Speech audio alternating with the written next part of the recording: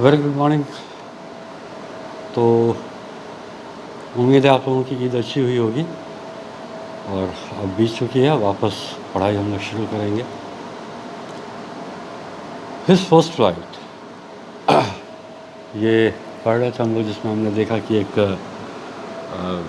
Seagull है, उसका एक बच्चा है जो पहली फ़्लाइट होती है वो लेने की हिम्मत नहीं कर पा रहा है।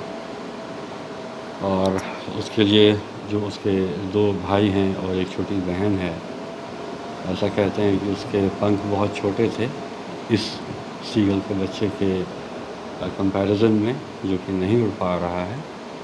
और उसकी जो छोटी बहन है जिसके पंख काफ़ी छोटे थे, इसके कंपैरिजन में वो उड़ चुकी है।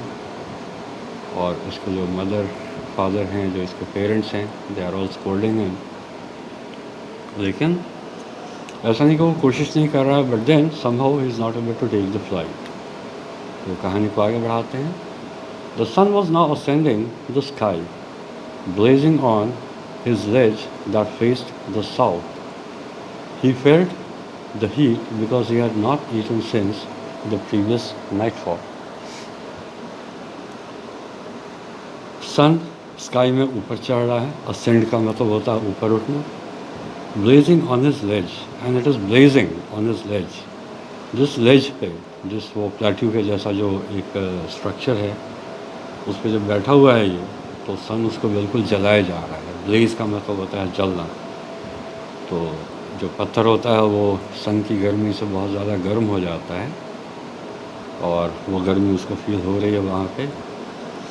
ही felt the heat because he had not eaten since his previous nightfall. जो पिछली रात बीती है, इसके बाद से उसने कुछ खाया नहीं है और भूखा है, इस वजह से उसको भूख और भी ज़्यादा, गर्मी और भी ज़्यादा लग रही है। ही stepped slowly out of the brink of the ledge and standing on one leg. ये हमने किया हुआ था, आई थिंक ये हमने कर लिया था।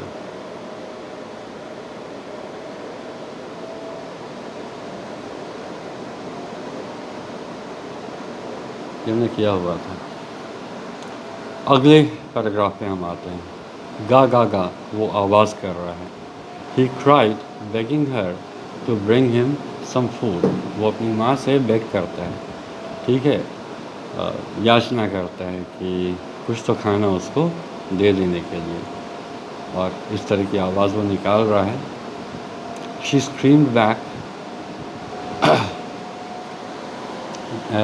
ड्राइसिवली, लेकिन वो उसको और डांटती ही है। उसका मतलब ड्राइसिवली का मतलब देखिए, in a manner showing someone that he or she is stupid. तो वो खुद तो वो कुछ कर नहीं रहा है और खाना मांग रहा है, तो उसकी माँ उसको डांट देती है कि तुम बेवकूफ़ी की बात कर रहे हो, तुमको अगर खाना है तो शिकार करना सीखो। एंड आफ्टर अ मिनट और सो ही uttered a joyful scream. Sorry, but he kept calling plaintively. लेकिन वो उसको बुलाता ही रहता है उसकी डांट के बावजूद। एंड आफ्टर अ मिनट और सो ही uttered a joyful scream. और एक मिनट के बाद ही जो है वो खुशी से चीखता है। His mother had picked up a piece of the fish and was flying across to him with it. उसकी माँ ने एक फ़िश को अपनी चोंच में भरा और इसकी ओर वो उड़ करके आ रही है। तो वो देख करके वो खुशी से चीखता है कि अब तो खाना मिलेगा। He leaned out, वो लीन करना, और आउट मतलब वो उसकी ओर बढ़ता है अपने शरीर को लंबा करके, ईगरली, बहुत मतलब बेचैनी से, बहुत तत्परता से। Tapping the rock which is feet, और जो अपने पाँव हैं उसके, वो उस रॉक पे, जिस पत्थर पे, जिस लेज पे वो है, उससे पटकता है। Trying to get nearer to her as she flew across, और जैसे जैसे वो फ्लाई करके इसके पास आ रही है, as she is flying across and coming to him, he also tries to get nearer, थोड़ा और नज़दीक जाने की कोशिश करता है। But when she was just opposite to him, लेकिन जब वो बिल्कुल इसके सामने थी, शी हॉल्टेड, वो रुक जाती है। हर विंग्स मोशनलेस, उसके जो पंख हैं वो रुक जाते हैं। The piece of the fish in her beak almost within reach of his beak, और जो फिश है तो उस मदर सीगल के चोंच में थी, वो बस इसके चोंच में आ ही रही थी, बिल्कुल क्लोज़ आ कर के, और वहाँ पे वो रुक जाती है। हॉल्ट का मतलब होता है रुक जाना। आप फिर पैरेट करते हैं तो हॉल्ट वर्ड आता है। हॉल्ट, देन चेक, 1 2 करते हैं आप। He wanted he waited a moment in surprise. वो एक पल के लिए भौंचक्का हो जाता है कि रुक क्यों गई माँ। Wondering why she did not come nearer, कि उसको यकीन नहीं हो रहा है कि और नज़दीक क्यों नहीं आ रही है। एंड देन, और उसके बाद, maddened by hunger he dive at the fish. और उसके बाद भूख से बिल्कुल पागल वो डाइव कर जाता है, एक छलांग लेता है, उस फिश की ओर वो डाइव करता है। With a loud scream he fell outwards and downwards into space. With a loud scream, वो तो बिल्कुल पागल है, खाने को देख करके। 2 दिन से कुछ खाया नहीं, या पिछली रात से, यानी कल की जो बीती हुई रात थी, कुछ नहीं खाया। उसी समय लास्ट को खाया था, कल का दिन उसका भूखा गया। रात लास्ट नाइट फॉल, मतलब एक दिन से कुछ खाया नहीं था, तो भूख से वो पागल था बिल्कुल, उसको बर्दाश्त नहीं हो रहा था। और जब वो खाना देखता है कि उसकी माँ लेकर के आ रही है, तो उसकी उम्मीद हो जाती है, उम्मीद बन जाती है कि मुझे खाना मिलेगा। लेकिन उसकी माँ उसके बिल्कुल नज़दीक आ कर के और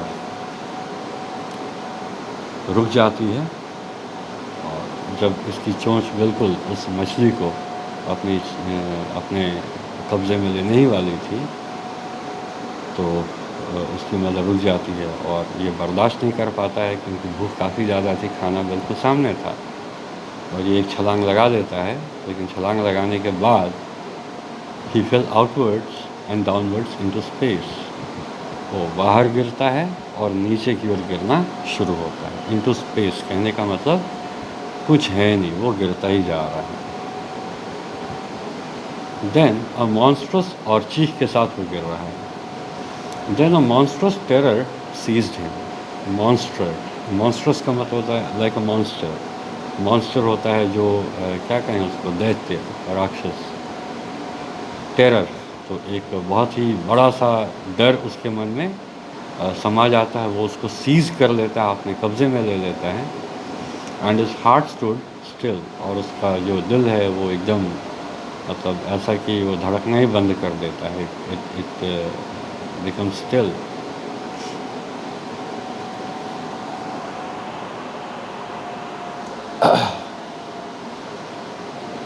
ही कुड हियर नथिंग, वो कुछ सुन नहीं पा रहा था। But it only lasted a minute, लेकिन ये बस कुछ ही पल का था।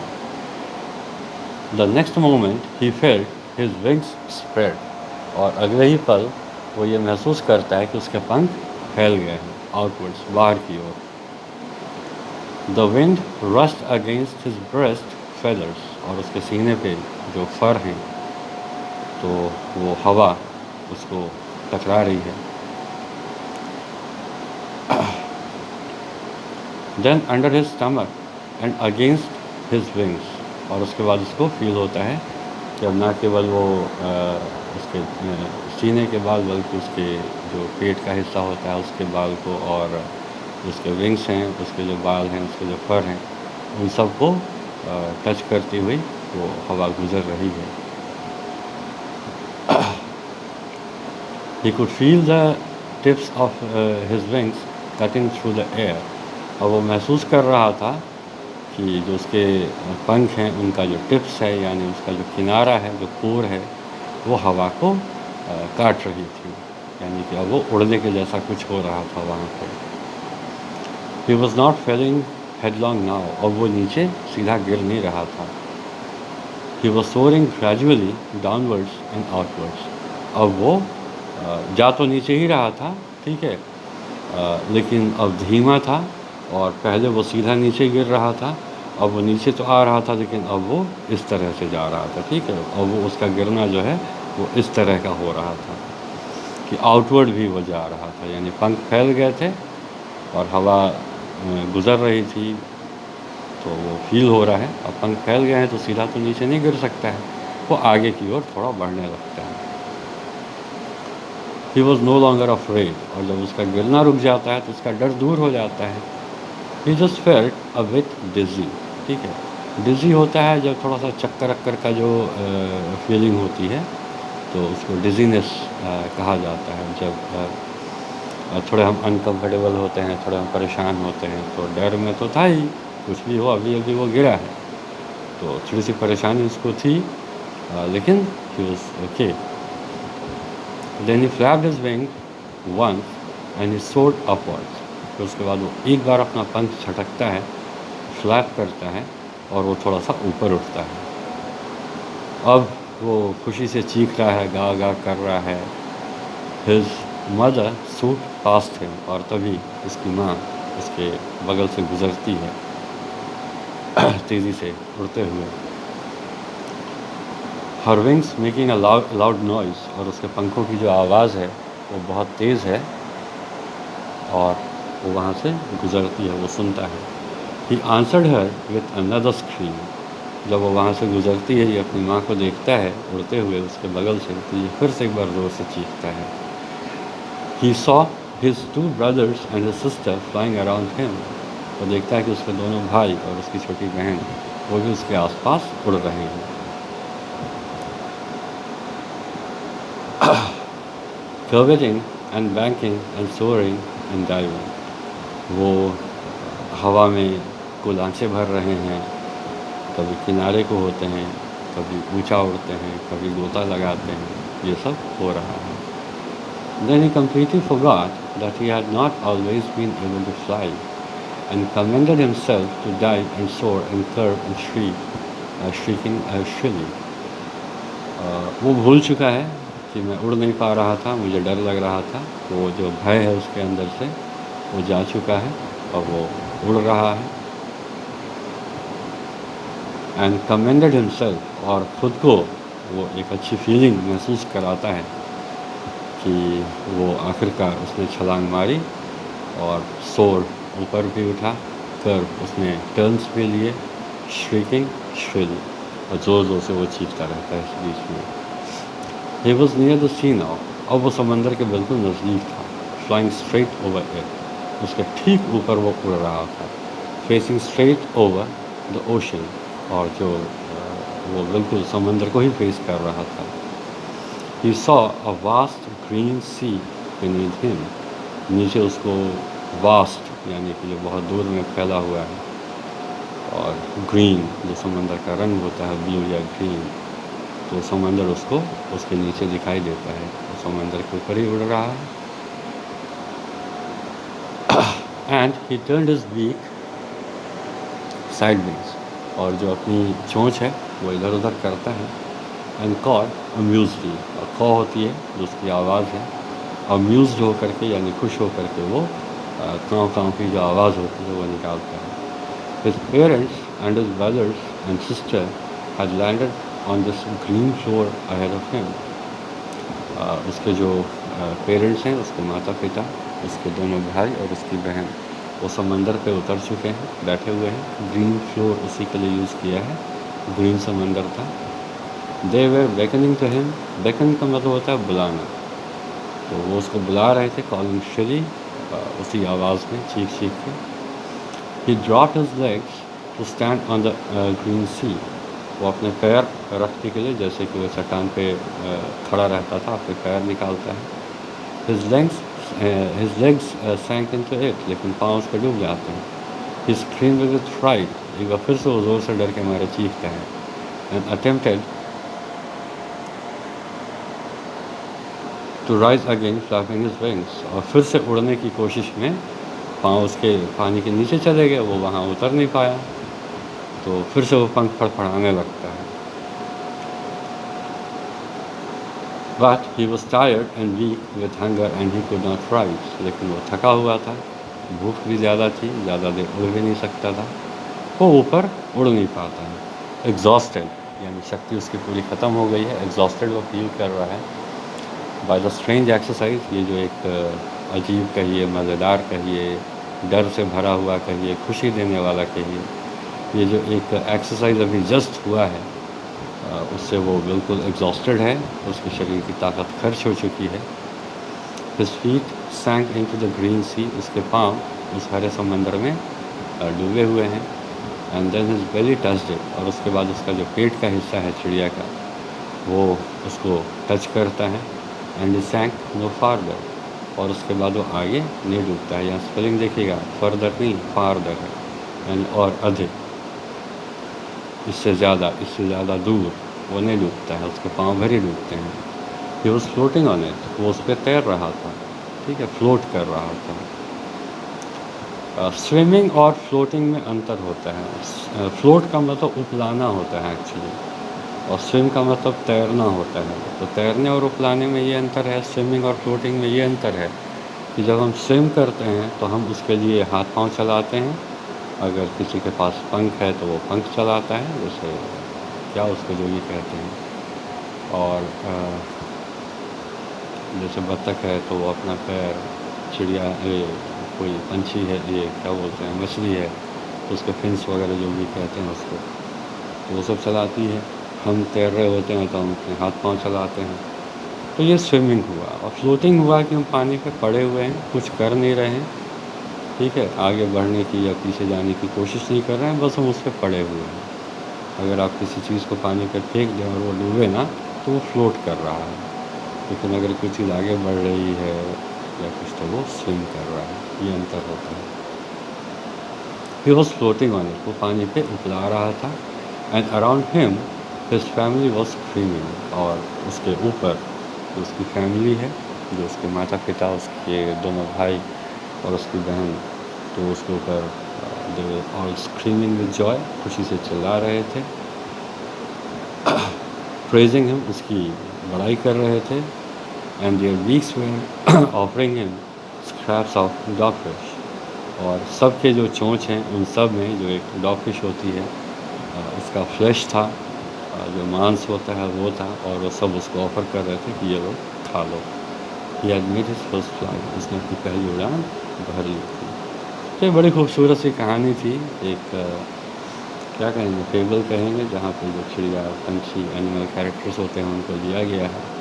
और इसमें एक मोरल है, इसमें एक लेसन है हमारे सीखने के लिए, कि जो चीज़ें हमें मुश्किल लगती हैं, जो चीज़ें हमें डराती हैं, परेशान करती हैं, हमें उसका सामना करना चाहिए, उसमें उतरना चाहिए, उसको जीतना चाहिए। और जब हम वो जीत लेते हैं तो हमारे माँ बाप, भाई बहन सब हमारे अपने हो जाते हैं। अगर हम ये काम नहीं करते हैं तो फिर हमारा कोई अपना नहीं होता है, ठीक है। ये दुनिया का नियम है, इसमें किसी से शिकायत की बात नहीं है। ज़िंदा रहने के लिए हमें सक्षम होना होता है, और यहाँ पे बात उसी क्षमता की थी जो उस पंछी को हासिल करना था। आज तक वो यही एक काम नहीं कर रहा था, और इसी वजह से वो ऐसी ज़िंदगी जी रहा था कि सब उसको छोड़ के चले गए थे, वो उस एज पे अकेला था। और उसकी माँ थी, फिर भी उसको खाना नहीं दे रही थी, क्योंकि वो जानती थी कि अगर अभी मैंने इसको उड़ने के लिए मजबूर नहीं किया तो फिर ये कभी उड़ नहीं पाएगा। आप सब जब पहले चलना सीखते हैं तो सब गिरते हैं, लेकिन आपके माता पिता उसकी चिंता नहीं करते हैं, और आपको आगे चलने के लिए और भी इनकरेज करते हैं, उत्साहित करते हैं, ताकि आप आगे बढ़ें। भले ही उसमें आप गिरें, आपको चोट लगी, आप साइकिल चलाना सीखते हैं, आपको कोई मना नहीं करते हैं, आप उसमें भी गिरेंगे, लेकिन फिर महसूस कीजिए कि साइकिल जब आपने चलाना सीखा तो आपको कितना मज़ा आया था। तो ठीक वही खुशी इस ईगल, इस छोटे पंछी को मिली है जब उसने अपनी पहली उड़ान भरी है, और वो बिल्कुल सक्षम है शिकार करने के लिए, और हर वो काम करने के लिए जो एक पंछी, जो एक सीगल कर सकता है, करने के लिए बना हुआ है। आज की क्लास को हम यहीं छोड़ते हैं, कल हम लोग इसके क्वेश्चन आंसर्स को देखेंगे। क्लास इसलिए छोड़ रहे हैं ताकि आप कम से कम इस जो कहानी है उसको आप 2-3 बार पढ़ लें, उसके बाद फिर हम क्वेश्चन आंसर्स पे आएंगे, ठीक है। Thank you.